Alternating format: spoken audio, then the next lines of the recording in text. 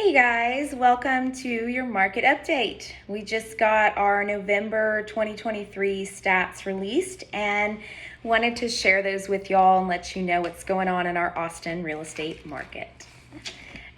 So we're definitely in this deep into this fourth quarter where not typically a whole lot of real estate stuff happens. People are just distracted. This is a business about working with people. And so understanding when the majority of our market is distracted is part of planning well for real estate. So, but when we compare the number of closed sales month over month, 2022 to 2023 in November, we are dead even. I mean, hardly any change at all. So we're having the same kind of November as far as the number of closed sales, very close to that 2022 that we experienced last year. Median home sale prices have been coming down, y'all. So prices have been coming down in the Austin area. This is something that always is naturally going to happen when our supply is greater than our demand. And that's where we are. So our supply is greater than our demand. And so if you're really wanting to sell, you're having to lower those prices to get the sale. Now, the good news is most of us are saddled with really nice equity in our homes after that big hike in 2020 and 2021. So if that's you, it's okay. You're not going to get the peak values, but you've still made a really smart real estate investment that can pay off for you. You can move on with your life. But our median home sale prices are coming down, and they have been coming down for a few months now. Currently, Austin's median home price is $424,000. That number was up as high as like $525 in the peak of our market. So we've had a decline. It's an 8% reduction in home prices when we compare it to last year in November. Days on market, also a side effect of supply outpacing demand, is that our days on market for our listed properties has gone up again. So now the average is 75 days. And to me, as a listing agent, that means if it takes us a couple of months, 3 months to sell your home, that's okay. That's normal right now.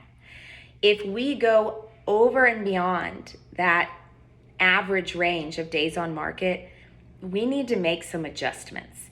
And I might be recommending adjustments even before we hit that if we're not getting any showings. Selling a property is not just you have an offer and you've sold a property. It comes in stages. The number one is you get showings. That shows you the demand for your property and your price. And if we're not getting showings for a month, 2 months, it's our price. Or we need to stage it. Or those are usually the things we need to do. We need to make it more appealing to people, maybe do some minor updates, or we've got to adjust our price. So days on market are up, and let's see what else. New home sales, builders are still doing great, y'all. Builders are a huge machine, and builders don't just own their building companies. They own lending companies. They own title companies. That's why you get special deals if you use their lender and their title company to close on properties. They like to keep it all in-house. They have a ton of control. They can do things that you as a resale homeowner cannot do. They can give extremely low interest rates. They can give tens of thousands of dollars in incentives. So if you are living in a community where there is a lot of new home building going on around you, that will be a challenge to sell your property for that reason. It is hard to compete with the new home builders. So you're just going to have to live there long enough to where if they get out of there, whoo, great. Now you don't have to compete with the builders. But if you're there for a while, and even if you do have to compete with them, you can kind of base that on the equity that you have in the home to compete. But new home builders are doing great. because interest rates haven't been a problem for buyers for them. So, they're still doing really wonderful. This is my message to y'all this December. First of all, happy holidays, and I hope you're all spending time with family, and I know it can be a really hectic time of year, but I hope you just get done what you need to get done, and no matter what you got done, you enjoy your holiday and time with loved ones. And my real estate message to you is this.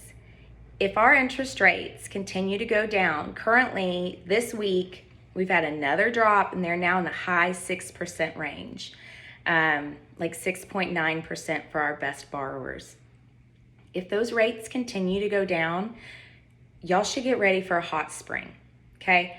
If you're a seller and you want to do something next year, I would start early. I would get on the market in February and expect a hot spring if these interest rates continue to come down. They are predicted to continue to come down. Next year is an election year. Usually rates come down in those years too. So if you're a seller, get good looking, make sure your price is good when you come out, and we should have a good spring. Now, if you're a buyer, your best time to buy is right now. Interest rates have fallen a little bit. Not everybody has caught on to this news yet. There are still a lot of sellers that have been sitting on the market for a long time. They've lowered. They are sending a message that says, I really want to sell. I really need to sell. That's where you have the most negotiating room. Once sellers catch on to the fact that things might even look more promising next year, you lose some of your negotiating power. Mortgage applications are up 8% last week. They have continued to come up and up. Those are people applying for mortgages so they can buy a house. We are seeing signs that that's increasing. If you are a buyer, your best time to buy is right now through January. You'll probably be able to get your absolute best deals during that time. And it's looking like pretty clearly at this point, things are going to be better for sellers in the spring. So that's my message, y'all. I hope everybody has a great week. And if you have any real estate questions, always feel free to reach out to me. That's what I do.